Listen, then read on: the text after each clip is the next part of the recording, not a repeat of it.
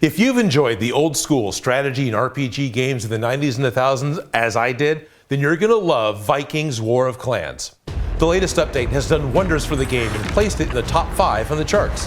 Vikings is not only about clan battles. Nation versus nation combat makes this game truly outstanding. The uniqueness of Vikings comes from its freedom of choice. You can be a clan leader and reign your empire, or you can have the killer instinct and annihilate your enemies, or use your skills to build a prosperous city. Interesting fact, Vikings War of Clans recently reached 20 million players. That's over 10 times more than the total population of actual Vikings. And in celebration of this achievement, Vikings War of Clans is sponsoring a prop giveaway from Odin Makes. You can win a prop that was made by me on this channel. Just download Vikings from the link below and get your palace to level 5. Then comment on my Odin Makes Facebook post using the link in the description below. On March 14th, I will announce a winner and they will get to choose from one of these props. I want to say thank you to Vikings War of Clans for making this possible, and you can support my channel by installing the game using the link in the description. Hello, I'm Odin, and this time I'm going to have my head cast, which is really cool because that means I'm pretty much just going to sit there. I've wanted to get a new head cast of myself for a while now, and I contacted Alan Carnes of GoToEffects to make one for me. He brought along Jennifer Young of MoonMajikCreations to assist him. They are both professional makeup and monster makers, and since I have a small chance of suffocating during the process, getting someone who knows what they're doing seemed like a really good idea. They brought in a full cart of materials and supplies to do the cast, and started to prepare everything. A trash bag is wrapped around me to keep plaster and silicone off of everything that's not getting cast. And to protect my hair, a bald cap is applied. But not any bald cap. This is a vinyl bald cap, not a rubber one. Latex rubber can't be used at all as silicone reacts to the latex and it will not set up. Vinyl caps take more skill to apply as they easily tear. They glue it on with Prozade and use acetone to melt the vinyl that's over my ears, which will allow them to come out of the bald cap. Now, melting the vinyl is much safer than cutting it, as the vinyl can just split open from any tiny corner left over from a cut. Jennifer puts cotton into my ears, which will keep the silicone out, because I don't really need a full cast of my whole ear canal. Now, instead of using alginate, Alan is going to use a silicone for the mold, and he's using a smooth-on product called Body Double Silk. It's a silicone made for use on the skin, and it's made with a hyperfolic release additive, which will not stick to my skin or any really short hair. And it's an easy 1-to-1 mix ratio, equal parts of the yellow half and equal parts of the bluish half. When it's a solid green color, you're good to go. The silicone has a much longer working time than alginate.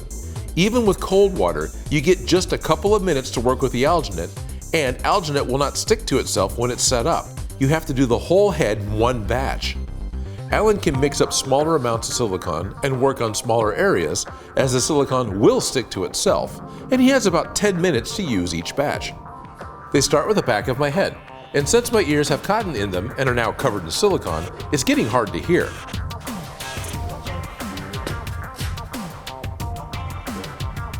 I need you to, here, she's going to put her hand on your face to correct your face a little bit, to straighten you out. Okay.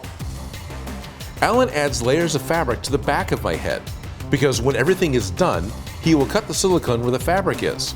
This will help prevent extra tearing of the silicone as the mold gets used. Alan likes to use popcorn cups for mixing, because they're not wax lined and they're really cheap. Also, he can pour silicone into them up to the first O in the word popcorn, and he knows he has equal parts of each half of the silicone for mixing. They continue to mix silicone and cover my neck and face. Your eyes. Even with my eyes closed and covered, I can still see a little bit of light. Now, once they've covered my mouth, I can only communicate back with thumbs up or thumbs down. We also use the thumb sideways option if something is wrong, but it's not so bad that we have to tear everything off and abort the casting. Jennifer made sure that my nostrils were clear for the entire process, and she did a great job. I never noticed anything that made it hard to breathe. It was also really nice not to have straws in my nose. Typically, straws are used to keep the nostrils clear when you're using alginate because of the speed in which you have to work. I needed to sit up completely straight and hold my head straight for the entire casting. Now I've noticed that normally I'll hold my head a little tilted when I'm relaxed. Both Alan and Jennifer continue to try to keep me adjusted straight. Thank you guys, I finally have somebody to help me keep my head on straight. But I kept relaxing just a little, and in the end, my head is tilted just a little. But it's my own damn fault. After the silicone has set, they start using plaster bandages to build up a hard shell that will keep the silicone in the right shape after it's off of my head. Without some sort of hard shell, the mold will not keep the correct shape and it'll be really distorted. All this stuff built up on my head gets heavy, but it's still fun for me. I'm excited to have a head cast, and I'm not claustrophobic, so I don't panic. Actually, the hardest part now that I'm almost 2 hours into it was to not fall asleep. After the plaster is fully set, Alan makes marks to show how the halves will line up and they can peel off the shell. He cuts the silicone where the fabric is in a zigzag pattern, which will be easier to line up for casting. They work my ears out and the silicone slips off my head. Before they leave, they'll mix up a small amount of silicone and fill in the nostril holes. I know. It's been a few days and the plaster banded shell has fully cured, and now I can make a hydrocal positive of my head. It's cool. Following Alan's instructions, I first wrap the plaster shell with Gorilla Tape to hold it shut, which will keep the silicone in the correct shape inside.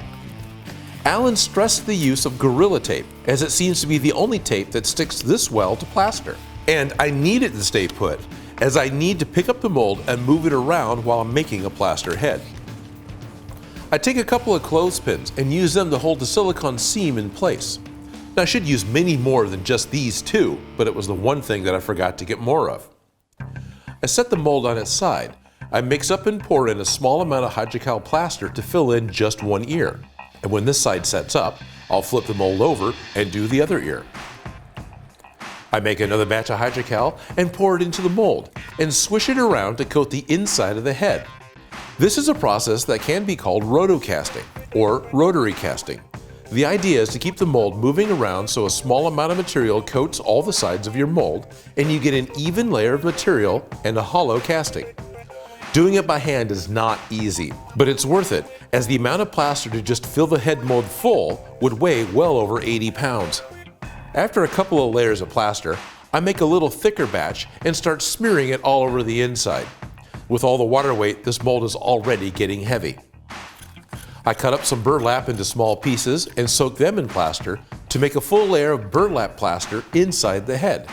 This burlap will help add strength to the plaster head and is ideal for hollow casting.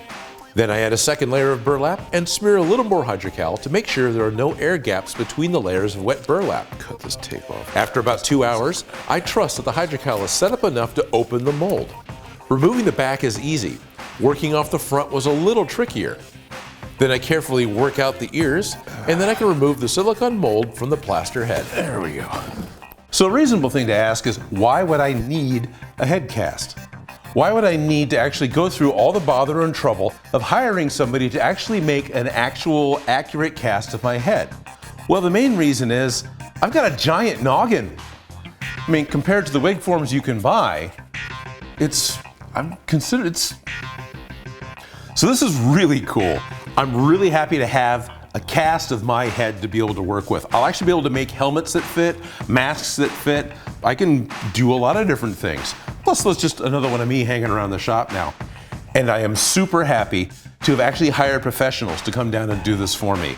Thank you, Ellen Carnes, and thank you, Jennifer Young, for spending the day with me and casting up my head. I really appreciate it. At this point in the video, usually I like to say, and that's how Odin makes, but I didn't make this actually. I mean, I grew this one, but this is how Alan makes.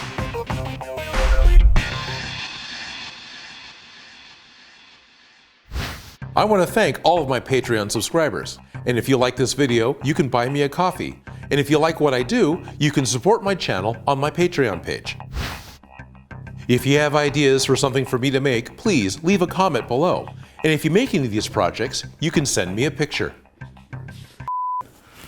Get in there. Yeah, that's a hell of a knot. Yeah, that's just not moving at all.